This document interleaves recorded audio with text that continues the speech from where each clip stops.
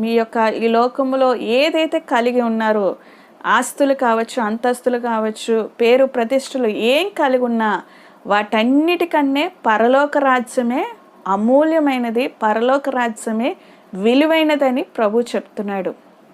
వాటన్నిటినీ విసర్జించాలి, వాటన్నిటినీ పక్కన పెట్టాలి. అవన్నీ కూడా శాశ్వతమైనవి కాదు, పరలోక రాజ్యమే శాశ్వతమని చెప్తున్నాడు. అందుకనే వర్తకుడు ఆ విలువైన అమూల్యమైన ముత్యం కొరకు తనకు కలిగినవన్నీ కూడా అమ్మి మరి ఆ ముత్యాన్ని కొనుక్కుంటాడు.